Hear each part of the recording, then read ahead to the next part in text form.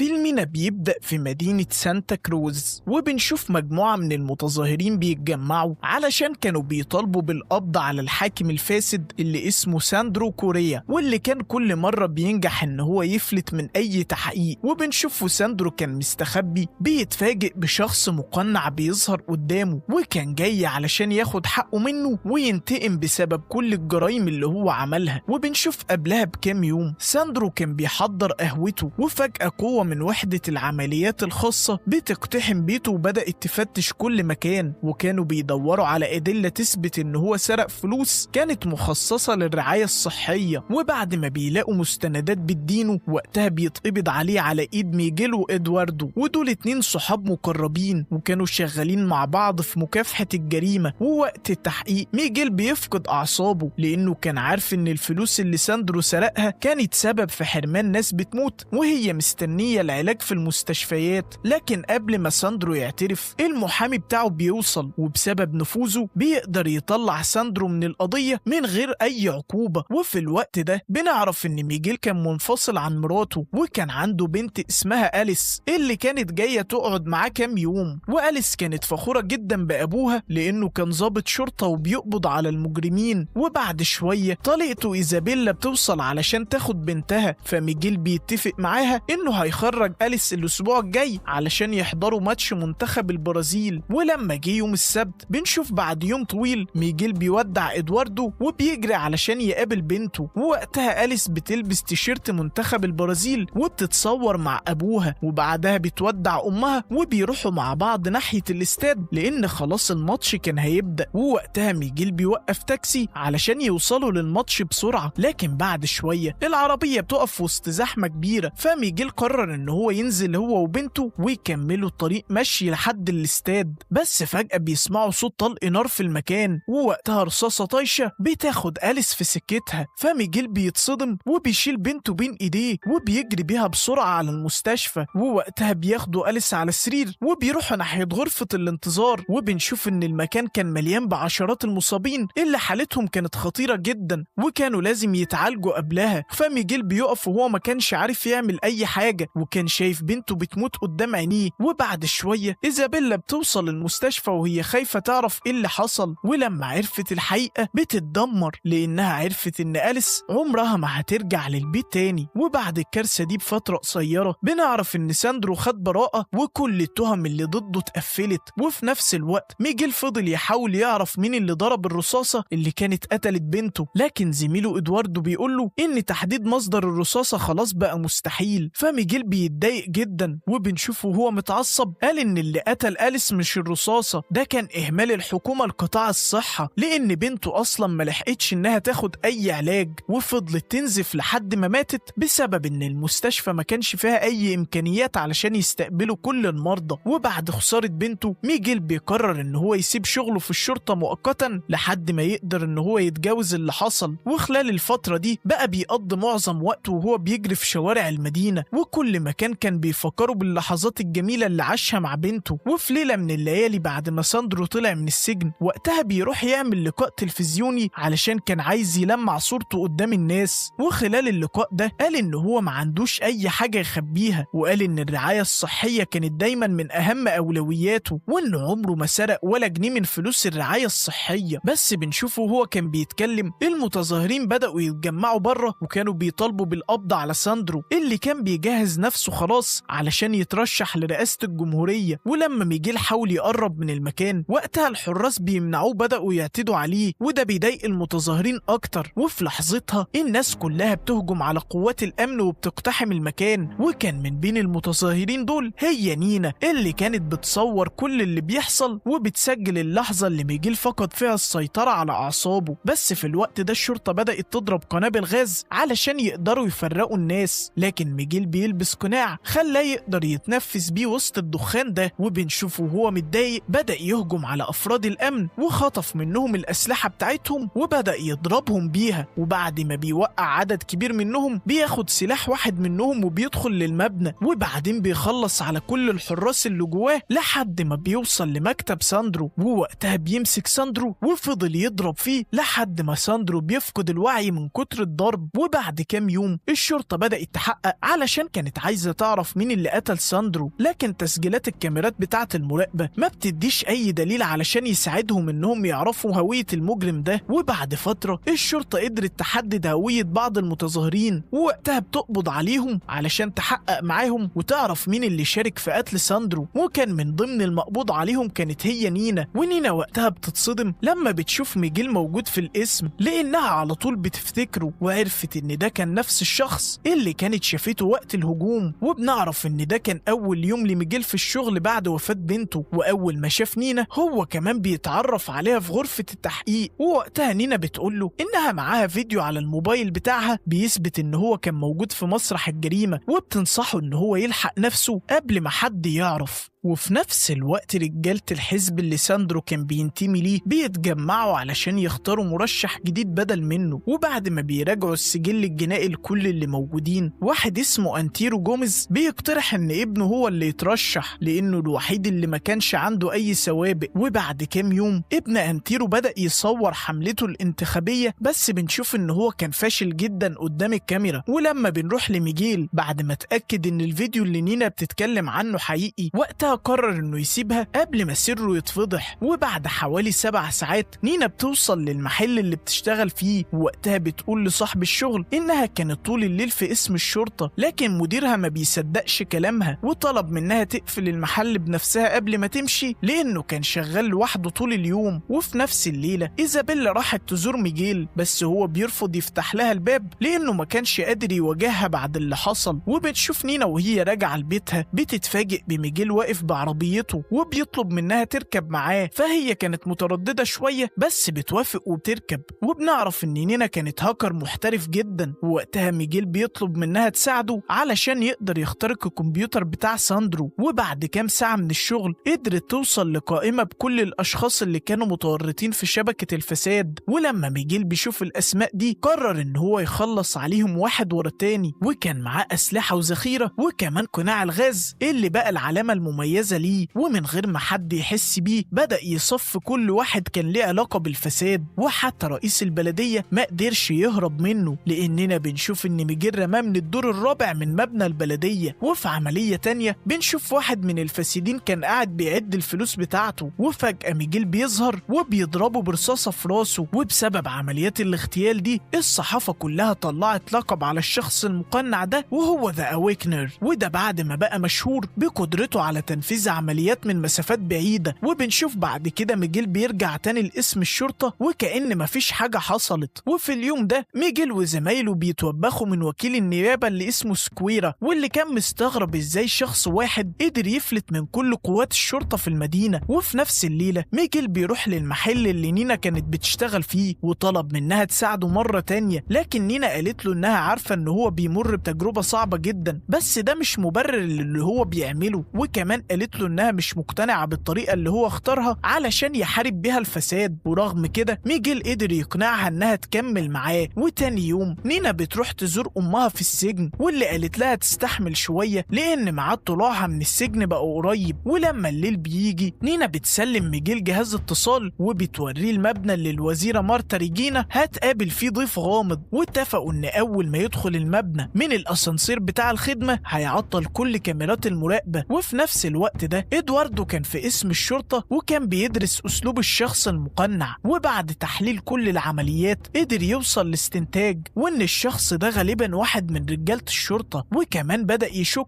ان هو عارف مين اللي هيكون الهدف الجاي. وبنشوف بعد تعليمات نينا ميجيل بيقدر يدخل المبنى من غير ما حد يشوفه، وبعدها بيكتشف ان الضيف اللي جاي يقابل الوزيرة كان هو أنتيرو جوميز. فهو فضل ملتزم بخطة نينا علشان محدش يكشفه. ووقتها استنى الوزيرة وهي رايحة ناحية البار، وفي نفس اللحظة ادواردو بيوصل للمبنى، ووقتها بيبعت رسالة لميجيل وبيقول له ان الهدف الجاي للمقنع هيكون هو الوزيرة مارتا. ولما نينا شافت عربية الشرطة واقفة قدام المبنى وقتها حاولت تحذر ميجيل، بس الاتصال ما بينهم بدأ يقطع. وفجأة ميجيل بيتفاجئ بإدواردو واقف قدامه وكان بيطارده وهو ماسك السلاح بتاعه. وبنشوف وقت الهروب ميجيل بيتصاب برصاصة، لكن إدواردو بيوقف المطاردة دي لما اكتشف ان ميجيل كان اسرع منه بكتير. وفي الوقت ده نينا بتسيب مكانها وطلعت علشان تدور على ميجيل، ووقتها بتلاقيه مصاب برصاصة في كتفه. فهي حاولت تقنعه يروح المستشفى، لكن هو بيرفض لانه كان عارف انه اول ما يدخل هيتقبض عليه، فطلب منها انها تعالجه بنفسها. ورغم انه كان خلاص على وشك انه يموت بسبب صاحبه، ميجيل فضل متمسك بالمهمة بتاعته. لكن نينا اخيرا قدرت تقنعه انه هو يستريح شوية. وتاني يوم سيكويرا بتجيله مكالمة من أوليفيرا، وأوليفيرا كان عايز يعرف ازاي الشخص المقنع دخل المبنى من غير ما حد يقدر يشوفه. وبعد ما بيراجعوا كل الأدلة بيكتشفوا وقتها ان هو عنده شريك، لان كاميرات المراقبة كلها تعرضت للاختراق. وفي الوقت ده بنشوف ميجيل وإدواردو كانوا بيجهزوا فريق علشان يحققوا مع المشتبه فيهم ويقدروا يكشفوا هوية المقنع. لكن وقتها قائد الشرطة بيدخل عليهم وقال لهم ان القضية اتقفلت علشان مفيش اي أدلة كافية. فبعدها ميجيل وإدواردو راحوا يتدربوا على الرماية. ووقت التدريب ميجيل بيقول ان شغل الشرطة الحقيقي هو انه يقضي على المجرمين، لكن إدواردو بيقول له ان مهمة الشرطة الحقيقي هو انه يحمي المواطنين مش انه ينفذ الاعدامات. ومن اللحظة دي شكوك إدواردو في ميجيل بدأت تكبر. وفي نفس الليلة ميجيل كان حدد هدفه الجاي، وكان هو أنتيرو جوميز. وفي الوقت ده كان أنتيرو في بيته على عشاء مهم مع ابنه وعدد من السياسيين اللي كان عندهم نفوذ كبير. ووقتها كانوا بيتفقوا على خطة علشان تخلي ابن انتيرو يمسك السلطة، لكن ابن انتيرو قال له ان هو مش حاسس انه مستعد يبقى رئيس للجمهورية، وكان خايف من حجم المسؤولية. فبيقوم من على السفرة وبيمشي. فمراته بتطلع وراه وحاولت انها تهديه وتطمنه. وبعدها ابوه بيجي وحاول يقنعه ان الترشح هو افضل قرار ليه، وكمان اعتذر له لانه كان قاسي عليه طول عمره، وقال له ان هو سعيد لانه بقى يقضي وقت اكتر معاه في الفترة الاخيرة. وفي نفس الوقت ده كان ميجيل على بعد كام كيلو متر، وكان بيجهز السلاح بتاعه ومستني اللحظة المناسبة. واول ما انتيرو بيدخل في مرمى القناصة ميجيل بيضغط على الزناد، بس الرصاصة ما بتجيش فيه وبتيجي في ابنه مكانه. ولما انتيرو بيشوف ابنه بيقع قدامه بيتصدم وبيجري وبيحضنه، وكان عمال يصرخ وبيطلب المساعدة. وفي اللحظة دي ميجيل بيعرف ان هو عمل اكبر غلطة في حياته. وفي النهاية الاخبار بتعلن ان انتيرو الابن بيموت بسبب ازمة تنفس وهو بيستحمى في حمام السباحة، وده علشان يخفوا الحقيقة. لكن انتيرو الاب بيستغل تعاطف الناس بعد موت ابنه وبدأ يقنعهم ان هو الشخص المناسب علشان يكمل المشوار ويترشح للرئاسة. وفي نفس الوقت أوليفيرا كان مكلف علشان يعرف مين الهاكر اللي بيساعد الشخص المقنع، وفعلا قدر يوصل لعنوان الشخص اللي بيشتغل معاه. ولأن أغلب نشاط نينا الإلكتروني كان بيحصل من المحل اللي هي بتشتغل فيه، أوليفيرا افتكر ان صاحب المحل هو الهاكر، فبيروح لهناك وبيقتله من غير ما حتى يتأكد من الحقيقة. ولما نينا بتوصل للشغل وقتها بتلاقي المدير بتاعها مقتول، وبتتصدم جدا لأنها حست ان غلطتها كانت السبب في موت راجل بريء، وكمان عرفت ان الدور الجاي ممكن يكون عليها. ومن كتر خوفها بتجري بسرعة على بيت ميجيل. وفي نفس الوقت إدواردو بيروح لبيت إيزابيلا علشان يدور على أي معلومة عن اختفاء ميجيل، لكن إيزابيلا بتقوله ان هي كمان ما تعرفش هو راح فين. ولما نينا بتوصل لميجيل وقتها بتحضنه وهي بتعيط وبتحكي له على كل اللي حصل في المحل، لكن اللي هم ما يعرفوهوش ان هوية المقنع خلاص بقت معروفة فعلا. ووقتها مجموعة مسلحة بتروح لبيت ميجيل علشان تقتله، وفجأة بيحصل اطلاق نار ما بين الطرفين. واول حاجة ميجيل بيعملها كانت انه حاول ان هو يحمي نينا، فبيستخبى ورا التلاجة وطلب منها تهرب بسرعة، بس هي كانت هتتصب رصاصة في اخر لحظة. واول ما الضرب بيقف شوية ميجيل بيلبس القناع بتاعه وبيمسك السلاح، ورغم ان الذخيرة اللي معاه كانت قليلة بس هو قدر ان هو يقتل 2 منهم. وبعدها على طول بيظهر واحد جديد، فميجيل بيستخبى علشان كان مستنيه يقرب منه. ولما الذخيرة بتخلص اضطر ان هو يدخل معاه ويضربه بايده، وبعد ما قدر يوقعه على الارض بيجري وبياخد المسدس بتاعه وضربه برصاصة في دماغه. وفي الوقت ده أوليفيرا كان بدأ يقلق بعد ما رجالته كانت بتختفي واحد ورا التاني، فقرر ان هو يدخل البيت بنفسه. وهناك بيشوف نينا وهي بتحاول تهرب، ووقتها بيمسكها. وبعد شوية بيقابل ميجيل وهو نازل من على السلم، لكن بدل ما يحاول يمسكه وقتها بيعرض عليه صفقة، وقال له ان هو هيسلمه نينا مقابل ان هو يقتل منافس انتيرو في المناظرة الرئاسية الليلة اللي جاية، وانه لو ما عملش كده هو هيقتل نينا. وبعد شوية بتوصل قوات العمليات الخاصة لبيت ميجيل، ووقت التفتيش إدواردو بيلاقي جهاز عرف ان هو تبع ميجيل، وفي اللحظة دي اتأكد ان صاحبه هو المقنع اللي الشرطة كلها وقتها بتدور عليه، وأول حاجة بيعملها إنه بيتصل بإيزابيلا وبيقول لها عن شكوكه عن ميجيل واختفائه. ولما موعد الانتخابات بيقرب، وقتها المنافسة بين أنتيرو جوميز وجوليا ماتاشادو كانت كبيرة جدا، ومع أول مناظرة رئاسية بنشوف إن ميجيل كان قرر ينفذ المهمة علشان يقدر ينقذ نينا، ووقتها بيضرب واحد من رجالة الشرطة وبيخلص عليه، وبعدين بيطلع على السلم لحد ما بيوصل للاستوديو اللي كانت المناظرة بتتذاع فيه. وفي نفس الوقت بنشوف إن نينا كانت محبوسة في مكان سري تحت حراسة أوليفيرا، ووقتها كانت بتتابع المناظرة. ولما إدواردو بيلاحظ إن زميله اللي كان بيحرس المكان اختفى، وقتها بيحس إن في حاجة غلط، فبيطلع بسرعة علشان يدور عليه. وفي اللحظة اللي ميجيل كان هيضغط فيها على الزناد علشان يخلص على منافسة أنتيرو، إدواردو بيهجم عليه فجأة وقدر إن هو يمنعه، وبعدها بيدخلوا مع بعض في قتال كبير. وفي النهاية ميجيل قدر يوقع إدواردو وبيوجه المسدس ناحية راسه، لكن إدواردو بيطلب منه يشيل القناع لأنه خلاص عرف إن الشخص اللي قدامه هو ميجيل. وفعلا ميجيل بيشيل القناع وبدأ يبرر له كل اللي هو عمله، وقال له إن اضطر يقتل كل الفاسدين لأن فسادهم ده كان بيتسبب في موت ناس أبرياء كل يوم. لكن مع كلام إدواردو، ميجيل بدأ يفهم إن هو بقى شبه الناس اللي كان بيحاربهم، وبالرغم من اقتناعه بكلامه بس هو قال له إن لازم يكمل المهمة الأخيرة وإلا نينا هتدفع الثمن بحياتها. وفي اللحظة اللي ميجيل خلاص بيضرب فيها الرصاصة، مذيع المناظرة بيؤمر بإن البث يقف، وفي نفس الوقت أوليفيرا بيتصل برجالته علشان يعرف إيه اللي حصل بالظبط. لكن نينا بتستغل انشغاله ده وبتاخد حتة إزاز مكسورة وبتغزها في بطنه، فأوليفيرا بيتضايق جدا وخلاص كان هيمسك سلاحه، لكن نينا كانت أسرع منه وبتاخد السلاح وبتضربه بيه وبتقتله، وبعدها بتهرب بسرعة من المكان وهي مرعوبة. وفي نفس الوقت ميجيل بيتقبض عليه وبيتاخد لاسم الشرطة، وهناك كان كل زمايله بيبصوا له باحتقار بعد ما عرفوا حقيقته. وبمساعدة إدواردو، إيزابيلا بتاخد تصريح علشان تزور ميجيل في السجن، وسألته هو ليه عمل كل ده، وقالت له إن أليس عمرها ما كانت هتوافق على اللي أبوها بقى بيعمله ده، وبعدها بتسيبه وبتمشي، وكانت زعلانة جدا منه. أما جوليا فبالرغم من إنها ما نجتش من محاولة الاغتيال دي من غير إصابات، بس مجرد إنها بقت هدف للمقنع ده خلى ناس كتير تشك إنها فاسدة زي باقي الأشخاص اللي قتلهم، والشك ده خلى شعبيتها تقع بشكل كبير. وبسبب كده أنتيرو بيكسب الانتخابات وبقى هو رئيس الجمهورية. وبنشوف إن طول فترة ميجيل في السجن كان بيدرب نفسه كل يوم، وكان مستني أول فرصة علشان ينتقم. وبعد كام يوم بيتنقل لغرفة التحقيق، وهناك واحد من رجالة الشرطة بدأ يضرب فيه، وبعدها سيكويرا بيدخل عليه وقال إن ميجيل كان عنده حق لما قال إن مش كل الناس تستحق تعيش، لكن المشكلة إن هو كان بيحارب في الجهة الغلط. وفي اللحظة دي ميجيل بيكتشف إن سيكويرا نفسه فاسد، لأنه كان بياخد رشاوي كبيرة من الرئيس الجديد مقابل إن هو يحميه ويدعمه. وقبل ما بيمشي سيكويرا بيؤمر واحد من رجالته إن هو يقتل ميجيل، لكن الشرطي ده أول حاجة بيعملها إنه بيقتل زميله اللي كان معاه في الغرفة، وبعدين قرر يقتل ميجيل ويقول إن هو اضطر يدافع عن نفسه. لكن قبل ما يضرب النار ميجيل بيهجم عليه وقدر ياخد السلاح منه، وبعدين بيلف الكلبشات حوالين رقبته وبيخنقه لحد ما بيموت. وبعدها قرر يكمل آخر مهمة كان بدأها، وهي إنه يقتل الرئيس الجديد قبل ما يسبب خراب أكتر للبلد. فبيجمع شنطة مليانة معدات وأسلحة وبيسرق عربية وبيروح على طول لمبنى الكونجرس. وبعد شوية إدواردو بيدخل لغرفة التحقيق وبيتصدم لما بيلاقي الشرطيين مقتولين، وفي اللحظة دي بيفهم إن ميجيل رايح يقتل الرئيس. أما ميجيل فبيلبس بدلته وبيقدر إنه يدخل مبنى الكونجرس، وبعد ما بيقتل الحراس بيروح على طول لمكتب الرئيس. ولما أنتيرو بيشوفه بيطلب من السكرتير إن هو يقفل الباب، لكن السكرتير بيتقتل قبل ما يقدر يعمل أي حاجة. وأول ما ميجيل بيدخل المكتب بيتضرب عليه كمية رصاص كبيرة، لكن بالرغم من إصاباته دي فضل واقف وكمل طريقه ناحية الرئيس. ووقتها أنتيرو بيحاول يكسب الوقت وكان بيعمر سلاحه، لكن ميجيل بيسبقه وبيضربه برصاصة في راسه وبيقتله. وفجأة عدد كبير من رجالة الأمن بيدخل، ووقتها ميجيل بقى متحاصر من كل ناحية. ولما عرف إن مفيش أي فرصة علشان يطلع بيها حي، وقتها بياخد آخر قرار وبيطلع جهاز وبيفجر العربية اللي كان مجهزها بالمتفجرات، وكان هدفه إنه ياخد معاه أكبر عدد ممكن من السياسيين الفاسدين. وفي اللحظة دي بنشوف إن إدواردو كان في طريقه للكونجرس، لكن أول ما بيقرب بيعرف إن هو وصل متأخر لأن الانفجار ده كان دمر المبنى كله. وميجيل قبل ما يموت كان عارف إن البلد دي عمرها ما هتتغير هتتغير طول ما الفاسدين ماسكين الحكم، لكن الحاجة اللي نسيها إن قادة أي دولة في النهاية هم مجرد انعكاس للمجتمع نفسه. وبكده الفيلم بتاعنا بيخلص، فلو عجبك الفيلم ما تنساش تشاركنا برأيك في الكومنت. وبس كده، أشوفكم على خير، سلام.